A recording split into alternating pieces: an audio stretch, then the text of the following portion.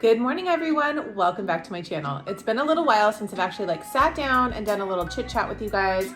I did do a very brief update when we were having all the California winter storms, but it was just a little 5-minute video. Today, I'm doing a day in the life of a stay-at-home, work-from-home mom, business owner type of situation. I think it's kind of interesting, maybe something you guys knew about me, maybe you didn't. My husband actually works remotely from home. I partially homeschool my son. It's kind of hard to get into, but he's at home 3 days per week, and then he's in school 2 days per week. So we do a private homeschool situation, and it requires a lot of work from the parent, from the homeschool parent, which is me. And then I also run my small business from home down in my studio, which you guys have seen. And it can be a lot of stuff going on all at once. So a lot of juggling and kind of figuring things out. And I've spoken before, I thought this would be a good kind of video to talk a little bit about my anxiety. So for a long time, and I've posted videos about this before, I have struggled with anxiety. And my anxiety actually has kind of done this throughout the years. I'm able to, at this current moment in time, and probably for the past, I would say 6 to 7 years or so, I'm able to recognize my triggers, the things that really cause me anxiety. And I'm able to talk myself down a little bit and kind of, I guess, smooth things out by recognizing the signs, the triggers, and then realizing that, it's going to pass. It's just a fleeting moment, and kind of, like I said, talk myself down. So I'm somebody who has panic attacks, and those can be triggered from a lot of different things. Sometimes they're self-inflicted, like drinking too much coffee, not sleeping well, just overanalyzing things, and it tends to kind of snowball. So doing this type of situation where everybody is home all at once can sometimes bring up some triggers for me. But like I said, I've gotten a lot better at realizing those things, pinpointing those things, and then I'm able to kind of talk myself down. So one thing I want to just throw in there is that we purchased this amazing property. It's 2.5 acres. It's a gorgeous property. I'm so incredibly thankful and lucky that we have this, but it has been a big project, and I wish I would have documented everything from the start to kind of show you guys, because it's a complete remodel from start to finish. So it's been a lot of work. So on top of everybody being home all the time, we're constantly doing remodel work. If I could show you my kitchen, it's completely torn apart right now, except for this little nook and cranny that I'm sitting in filming. But I do have my studio space, so I could go down there and film. I just didn't want to go down there today because I just want to keep it kind of casual. But as I mentioned, it's it's not just one area, it's everything. We're just trying to put it all back together. So that can be a little bit stressful, actually a lot stressful. So this house has taught me a lot about really embracing change, embracing the unknown, and kind of stepping outside my comfort zone. So I am thankful for that. But as far as the homeschool stuff goes, I have to have a good plan of attack, usually starting Sunday night.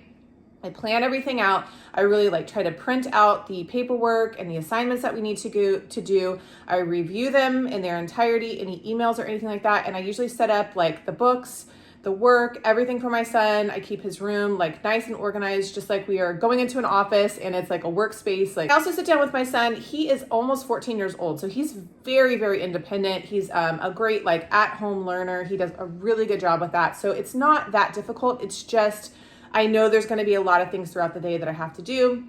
With my husband working from home, he has set up his space really nice. He has finished his office, so it's really nice and clean and pretty minimal, I guess I would say. So he's got a good thing going in there, but I also want to make sure that I'm being available to make them breakfast, feed them lunch, make sure everybody has everything they need. We have 2 very large dogs that I'm constantly trying to keep from whining or barking if they're on Zoom calls or doing whatever they're doing. So it can be a lot to manage. Having an orderly schedule, having things in their place as much as possible truly helps me. But I also have to remember that sometimes I can get a little obsessive. So I'll obsess about something if it's not exactly perfect, and I'll hyper focus on it, and I'll want to, reorganize the entire fridge or the entire freezer, or if I don't like the way the cabinets are looking, it can kind of send me into a tailspin. But these are all things that just kind of come with having a little bit of that anxiety. As I've mentioned, these things have definitely mellowed out. In my 40s now, I'm actually going to be turning 42 in June. I'm going to be 42 in June. So I feel like I've learned a lot about myself,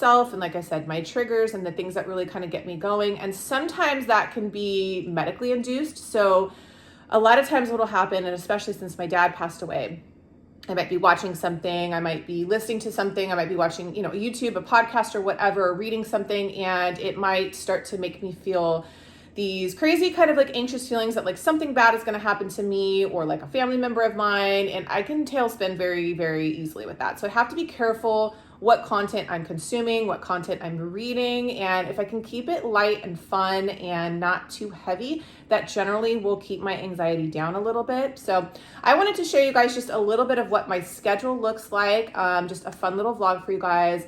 I hope that explains a little bit. I have touched on this in previous videos, so I will try to link some videos below. Enjoy the vlog. I love you so much, and I'll see you next week for a brand new workout. So a typical day usually starts around 5:30 a.m. I like to get up early so I can be on top of things, make some breakfast, usually French bread, queso fresco, and then pineapple juice is our favorite. My husband's son love it. It's been really, really nice out lately. We've had a lot of sunshine. So for the most part, after I've kind of like done my little review of homework, I'll go in, I'll wake up my dogs. Well, actually, let me back up. I make my bed first, and then I go back and wake up my dog. She always gets back in there. And then I try to get her to come out with me either for like a little morning run or going down to my studio. She's usually pretty sleepy, so sometimes she joins me. My other dog, Pepperoni, she's actually sleeping on the couch. This is like her regular situation. It's adorable. She likes to be all bundled up, but she doesn't normally like to come down right away. She likes to eat her breakfast and kind of chill. So Sugar Bear and I this morning are going down to my studio. It's been so wet and so rainy, but it has been absolutely gorgeous like the past like day and a half or so. We're getting sunshine, maybe a little bit of rain, but for the most part, the California storms are done. This is the gate that I showed you guys that we're working on currently right now. It's looking really nice. We still need to stain it and do a lot of work to the road, but I'm really happy with the way that the slats came out. I think it's a really, really nice view. So if you see at the top of the hill there, we're planning on doing either some kind of concrete work or paving, but there's a lot going on. So I'm down at my studio now. I'm kind of just watching a little bit of fun music videos, and I'm recording a whole bunch of content for my Instagram because I have some collaborations coming up, and I like to just kind of content load, if you will. If I have a day where maybe I've got a couple extra hours, I will just film some things, even if I don't know what I'm going to do with them, and kind of get them ready. My studio space is one of my favorite places to come and decompress and be creative and drink some coffee and hang out with my pups. A lot of times I'll have about an hour or even two if I get up super early, like 5:30 in the morning, to come down and film. And it's been such gorgeous weather that the lighting's been perfect. So I've really, really had a good time the past day or two. And it always kind of increases my mood just to get a little bit of stretching or bar work going in the morning. And like I said, I feel super prepared because I've kind of done my content creation for the week. So I'm done with my stuff. So I'm coming up to sweep up my bedroom floor. I like to have it all nice and neat because we do live on a dirt road. And I usually will have a second cup of coffee before I get in the shower and get ready. And then I will usually start some laundry. I try to keep my laundry schedule, to one load every single morning. I put it in, I wash it, dry it, and I put it away. And then I'm actually loving this room spray. I always just kind of like to set the mood. I know it's weird, but I like my house to smell nice and fresh. Very last thing I normally do is pack up any snacks that I want to take for the day. We usually go to the skate park, so that's the plan after we finish work. I'm going to feed Sugar Bear and Pepperoni, and we're going to get ready to start our homeschool day.